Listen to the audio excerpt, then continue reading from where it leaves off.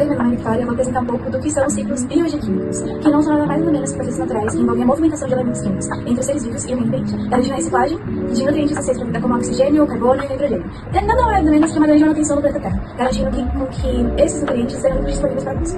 Os principais ciclos bioquímicos são o ciclo da água, do carbono, do nitrogênio, do oxigênio e do fósforo, que serão apresentados mais à frente ao decorrer do capítulo. Os ciclos biogeoquímicos são muito importantes para sustentar o nosso ecossistema, porque garantem a disponibilidade de nutrientes essenciais para organismos, tanto o organismo humano quanto plantas, florestas e tudo mesmo. Também ajudam a regular os níveis de gás na atmosfera, como oxigênio e dióxido de carbono. Eles ajudam a fazer o controle de vários nutrientes, não só conosco, mas também na atmosfera, ajudando na estabilidade também.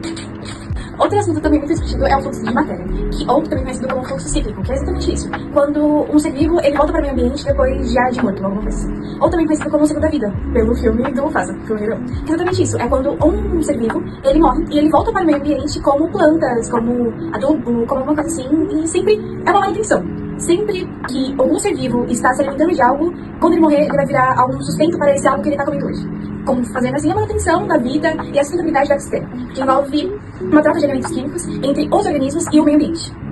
Oi, eu sou a Sara, meu grupo tá falando sobre ciclos biogeoquímicos e eu vou falar um pouco sobre o ciclo da água. A água pode ser encontrada na natureza de três formas: líquida, gasosa e sólida.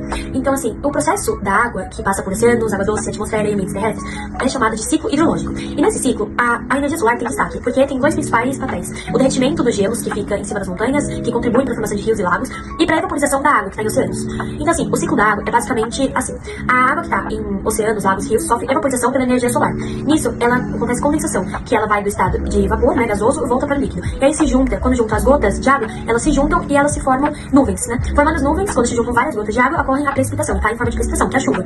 A chuva contribui para a formação de rios, lagos e retorna aos oceanos. E parte dessa água se infiltra em solos permeáveis, que é um fenômeno de percolação, e se resulta em lençóis freáticos. Outro ciclo da água muito importante é a evapotranspiração vegetal, que é o processo pelo qual a água retorna da superfície terrestre e para a atmosfera por dois caminhos. A evaporação, que a água do solo, em solos, superfícies úmidas, ela retorna à superfície terrestre em forma de vapor. E pela transpiração, que é a liberação de vapor da água pelas folhas das plantas, através dos estomatos. Então, as folhas liberam vapor da água, contribuindo para a umidade do ar. Outro ciclo da água, outra coisa importante do ciclo da água, são os animais de respiração pulmonar. Eles retiram o oxigênio do ar pelos pulmões e liberam gás carbônico e vapor da água durante a respiração. Esse vapor da água que eles liberam contribui para a umidade do ar e fazem com que eles participem do ciclo da água, ajudando no processo que pode levar à formação de nuvens e chuvas. Oi, agora eu vou falar um pouco sobre biocombustíveis. Os biocombustíveis foram criados com a ideia de fazer menos mal para o meio ambiente, com a ideia de substituir os combustíveis fósseis. Então, eles são produzidos a partir de materiais orgânicos renováveis, como plantas e resíduos animais. Os principais tipos é o etanol, que é feito de cana-de-açúcar ou milho, e o biodiesel, que é produzido de óleos vegetais ou de gordura animal. E como eu falei, eles são usados para substituir os combustíveis fósseis, como a gasolina e o diesel. E eles ajudam a reduzir a emissão de poluentes e a dependência do petróleo, que é um material não renovável. Então, ele foi criado com essa ideia de diminuir a poluição, a emissão de poluentes, essas ideias. Porém, eles ainda podem fazer mal para o meio ambiente se eles forem feitos, né, se forem mal produzidos. Oi gente, tudo bem? Bom, hoje eu vou explicar sobre um tema super importante para entender como a Terra funciona e como o ser humano interfere nisso, que é o ciclo do carbono. Bom, o carbono é um elemento químico que está em tudo, nas plantas, nos animais, nas águas, nas rochas, inclusive na gente. Ele faz parte de moléculas muito importantes, como carboidratos, proteínas, lipídios, ácidos nucleicos, que são essenciais para nossa vida. Os maiores lugares onde o carbono se encontra, que ficam guardados, né, são chamados de reservatórios de carbono. Eles estão nas rochas sedimentares, nos sedimentos marinhos, nas águas oceânicas e também em combustíveis fósseis, como o carvão e o petróleo. Mas o carbono também está na biomassa dos seres vivos, ou seja, nos corpos de plantas, animais e micro-organismos. Na atmosfera, o carbono aparece principalmente na forma de gás carbônico, o famoso CO2. Esse gás representa só uma pequena parte do ar, sabe? Cerca de 0,04%, mas ele tem um papel gigantesco no equilíbrio do clima e na fotossíntese. Um dos processos mais importantes do ciclo é a fixação do carbono, também chamada de sequestro do carbono. Ela acontece quando as plantas e algas retiram CO2 do ar e transformam em matéria orgânica, através da fotossíntese. Na fotossíntese, a planta ela usa o gás carbônico, mais a água, mais a luz do sol, para produzir glicose, que é o alimento dela, né? E liberar oxigênio.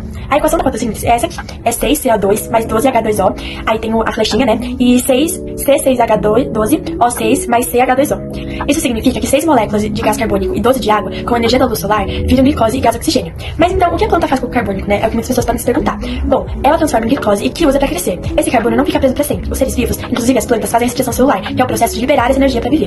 Nessa respiração, a glicose é quebrada e o CO2 volta para a atmosfera. A equação é o contrário da fotossíntese, ou seja, usamos a glicose e o oxigênio para produzir a energia e liberamos o gás carbônico e a água. Esse CO2 liberado é o mesmo que vai ser novamente usado pelas plantas. Os animais, como nós e os seres da imagem, não conseguem pegar carbônico direito do ar. Nós o conseguimos pela alimentação, quando comemos plantas ou outros animais. Assim, o carbono passa pela cadeia alimentar, que é a planta, o animal e depois o decompositor. Quando os seres vivos morrem, os micro-organismos decompositores quebram os restos e liberam carbono de volta ao solo e à atmosfera. Esse processo é a decomposição, e ela mantém o carbônico circulando no ambiente. Agora vem uma parte muito importante, que os combustíveis fósseis. Milhões de anos atrás, seres vivos morreram e ficaram soterrados em locais com pouco oxigênio. Com o tempo, a matéria orgânica foi se transformando em carvão, petróleo e gás natural, todo cheio de carbono. Quando o ser humano queima esses combustíveis em carros, indústrias ou usinas, ocorre a combustão. O carbono armazenado é liberado rapidamente com o gás carbônico na atmosfera. Desde a Revolução Industrial, essa liberação aumentou muito. Isso está relacionado ao aquecimento global.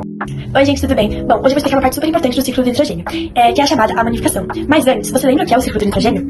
Bom, eu vou dar uma explicação básica. Esse ciclo é o caminho que o nitrogênio faz entre o ar, o solo, as plantas, os animais e os micro-organismos. Esse ciclo é essencial porque o nitrogênio faz parte de proteínas e ácidos nucleicos que são em todos os seres vivos. Sem ele, não existiria a vida como a gente conhece. Agora vamos entender o que é a amonificação. Bom, quando um ser vivo morre ou faz cocô, ou quando eliminamos urina, o que acontece com todo aquele material orgânico? Esses restos contêm compostos nitrogenados, como ureia, proteínas e ácidos nucleicos. As bactérias e fungos decompositores entram em ação. Elas decompõem essa matéria orgânica e transformam o nitrogênio presente nela em amônia, que é conhecida pela fórmula NH3. Esse processo é chamado de amonificação, ou seja, é a matéria orgânica, depois ela vira bactérias e fungos e depois vira amônia.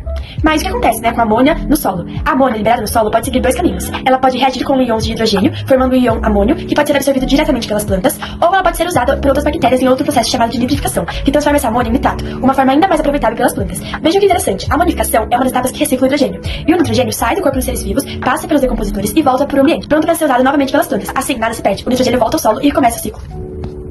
Oi, gente, tudo bem? Meu nome é Lívia, eu vou explicar dois processos pra vocês. E o primeiro que eu vou explicar é o da desnitrificação. Gente, é um processo bem simples. A gente vai começar imaginando que o solo, que é a nossa terra, é uma cozinha onde existem trabalhadores. E esses trabalhadores se chamam bactérias. E as bactérias, elas gostam muito de respirar oxigênio. Só que às vezes quando a terra tá molhada e não tem ar, elas precisam respirar de outra forma. Então elas pegam o nitrato, que é um tipo de substância que tem nitrogênio, e transformam esse nitrato em gás nitrogênio que vai embora pro ar. E esse ar é o mesmo ar que a gente respira, o ar oxigênio. Esse processo de transformar nitrato em nitrogênio se chama desnitrificação. Sem isso, gente, o equilíbrio da natureza, ele ia se bagunçar inteiro. Porque o nitrogênio é muito importante pro processo de respiração das plantinhas.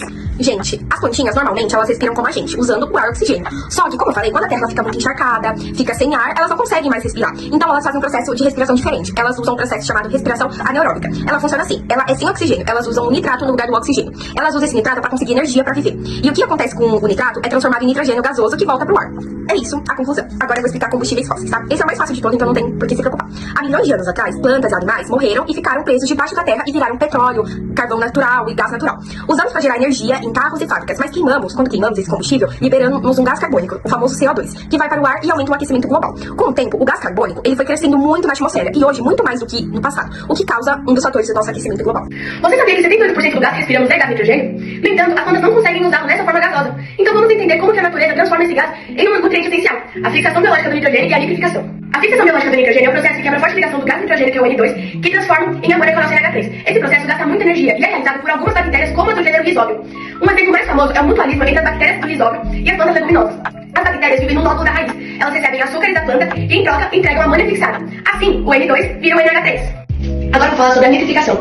A amônia ainda precisa ser transformada na principal forma que a maioria das plantas absorve, o nitrato. Esse processo tem duas fases da nitrificação. Primeiro, a nitrosação. Bactérias como as nitrosômonas oxidam a amônia em nitrito. Em seguida, na nitratação, outras bactérias como as nitrobactérias oxidam o nitrito no nutriente final, o nitrato. O nitrato é então liberado no solo e prontamente absorvido pelas plantas. O que são os fertilizantes agrícolas? Os fertilizantes agrícolas são usados para repor os nutrientes no solo, como nitrogênio, fósforo e potássio, que as plantas retiram durante o cultivo. Porém, o uso excessivo desses fertilizantes traz problemas ambientais sérios. Um deles é o óxido de nitroso na atmosfera, um gás efeito estufa que contribui para o aquecimento global. Outro problema é a eutrofização, que acontece quando o excesso de nutrientes vai para a água, fazendo crescer muitas algas e prejudicando a vida aquática. Para reduzir esses impactos, existe a adubação verde, que usa plantas leguminosas. Como exemplo, temos o feijão, que é capaz de fixar o nitrogênio natural do solo, diminuindo a necessidade de adubo químico. Essa prática ajuda a manter a fertilidade do solo, tornando a agricultura mais sustentável. O que é o ciclo do nitrogênio? O nitrogênio é essencial para a vida, pois faz parte da